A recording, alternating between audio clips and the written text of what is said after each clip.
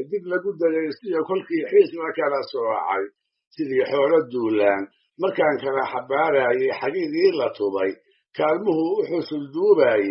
sida oday xisood gabay dharkaan xagasha weydaarshay goortaan xariiray lahaa aniga oo xiiqay iyaguba wadaadadan xamrani ilama xaalayne xubin shilis qaxwaha xooriya yay xarabsanayeene iminkay u xaawinahayaan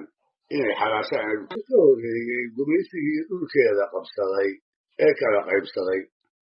reermiyiga dhabta awaayadii ay ahayd soomaalidu hanti ahaan wixii ay haysatay geela ayay ugu jeclayd taasina waa run uu waayeelku ka dharagsan yahay loose baahan yahay sababta oo kooban in dhallinyarada loo sheego laguna yidhaahdo waxa ugu wacnaa caanihiisa faltiga ah hilibkiisa haddii la shiraysto laga wada haago gaadiidsigiisa iyo u adkaysigiisa la yaab kale ee abaaraha hawkar daran ayay hanashadiisa iyo haysadkiisaba u mari jireen inkastoo ay muslin ahaayeenna waxaa xalaal ula mid ahaa kolba kii haya inay xoog ku dhaafiyaan kagana soo meersadaan tiro yar baa sakada ka bixin jirtay rag fara ku tirisa ayaa dhaqan jiray isla markaana salaada u dadaali jiray sidaa awgeedna waxay aakhiradooda ku waayaan isaga ayaa ugu badnaa xusuuso geerjidkii xalay ceelka u seexday ee iyada oo soddon soo qaday balqaha raacdii soo kor dhoobatay geerjidkii markaas ay ka go'day bal horta inuu iyada waraabiyo salaada duhur oo ku soo gashayna uu qalleeyo geerjidkii dadka iyo waraanta inta u habeeyey heesta ugu bilaabay salaadiya suub salaadaa daran suub hadday timid salaad la qalle kii xadlaafka ahaa ee ay u qabtay dartiis soomaalidu waxay geela ka ilaalin jirtay wax walba oo u daran ama inta kala dhantaara ay tiradiisu ku soo gaabato sida cudurka bahalka tuugada iyo bixinta oo duqa reerku uu mar walba wiilashiisa uga digi jiray ninka neef lo-ah ama mid ari ah ku bakayla way ku ceebin jireen hase ahaatee waxay u badnayd kii geela ku fara adayga inay ugu garaabaan cid la arko culimmada ayay ugu roonaayeen uguna maamuus badnaayeen iyagana qaari lo-ah iyo wanshilis inay kaga ducaystaan mooye inta ay neef geela inta u soo xiraan ay kala tegi jireen way yarayd taasna waxaa laga ogaan karaa gabay iyo heesba suugaantii ay ka tageen wixii inta ka badbaaday ay waayuhu nagu soo simeen marahaygana waxaa tusaale wacan u noqon karta tix uu mariyey gabyaagii weynaa ee samatar baxnaan la odhan jiray taasoo ku soo baxday sheeko dhex martay isaga iyo niman wadaada ah oo geel uu lahaa jeer dabca ka galay oo markaa ay degmadu galbeedka buuhood la taal ayaa samatar iyo 8 nin oo kale ay geelashoodii caynaba u arooriyeen waa dhul aad u kala fog waayadaasna ceelasha dheerdheer mooye barkadaha weli lama baran xilli xagaabay ahayde ilaa gugii ayay ceelkaas geela ka waraabsanayeen oo canaab aan yarayn ay ka soo gaadhay roobkii markuu da'ay ayaa waxaa samatar u yimid wadaadda siyaaradoona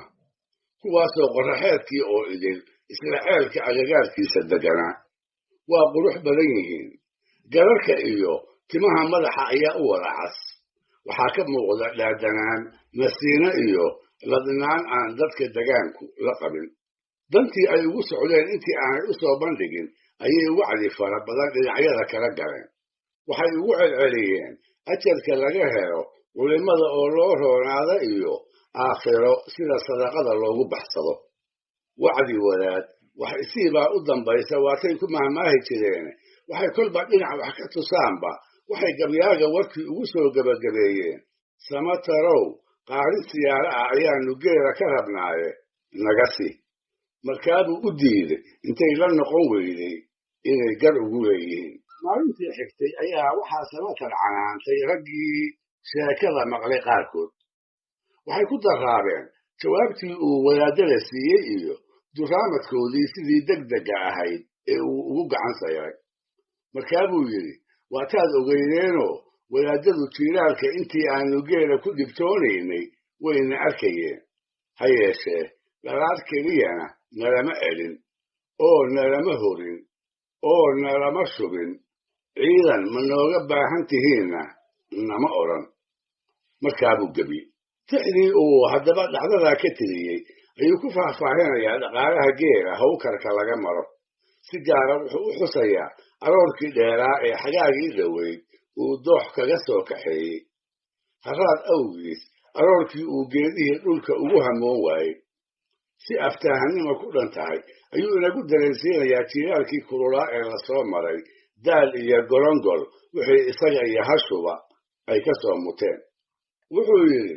xantaskiiyo haraadkii kolkuu xaabka cuni waayey uu xoodmay sida geel dhukaan lagu xaqiiqeeyey xadhariya dawacaley markay xola ka kaynaantay.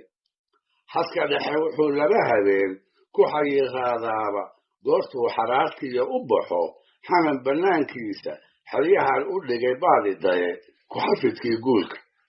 Xadowdigii iyo tuugada waxaan xolodiyo nooleeyey, raggii aniga ii xigay hurdada waxaan ka xaaraanshay xidig lagu dareesiyo kolkii xiis la kala soocay sidii xoolo duulaan markaan kala xabaarayey xagidii la tubay kaalmuhu u xusul duubaayey sidii oday xishood gabay dharkaan xagasha weydaarshay goortaan xariiray lahaa aniga oo xiiqay. taasoo idin wuxuu gabyaagu u maray si uu inoogu muujiyo in aan sahal geel lagu heli karin. Isaga iyo saaxiibadihii intii ay dhaqaalihiisa ku dhibtoonayeenna wadaadada siyaaradoonka ahi ay iska welimaysanayeen, hilbahooda ka hirqanayeen, shaahoodana ay iska fiiqsanayeen. Markaas buu yidhi, xidig lagu dareestiyo kolkii xiis la kala soocay sidii xoolo duulaan markaan kala xabaarayey xagidii la tubay kaalmuhu u xusul duubaayey sida oday xishood gabay dharkaan xagasha weydaarshay goortaan xariiray lahaa aniga oo xiiqay. iyaguba wadaadadan xamrani ilama xaalayne xubin shilis qaxwaha xooliya yay xarabsanayeene iminkay u xaawinahayaan inay xalaashaan. Ugu dambaysta si aan leexleexad lahayn ayuu wadaadada u quusinayaa, isaga oo u sheegaya in xisaabta aakhiro markii la gaadho aanu hiil uga baahnayn, sidaa darteedna aanu damacsanayn geeliisa hal ka mida intuu xarig ku soo xiro inuu hooya ku yidhaahdo. wiil uu dhalay intuu magaciisa xuso ayuu isweydiinayaa, ma intaan xuseen dhaafiyo ayay hal aan leeyahay reero kale xeladood ka oloshaa? Sida muuqata waa wax aan ka suuroobi karin. wuxuu tixdii ku soo gabagabeeyey, geeridu xaq weeye, kolkii lay xarrima mawdka waxba aniga oo lay xukumi hay xanaaqina maanaa abeer xoomiyaay xarig ku weydaara maana xuseen reero kale xiito kala doorta.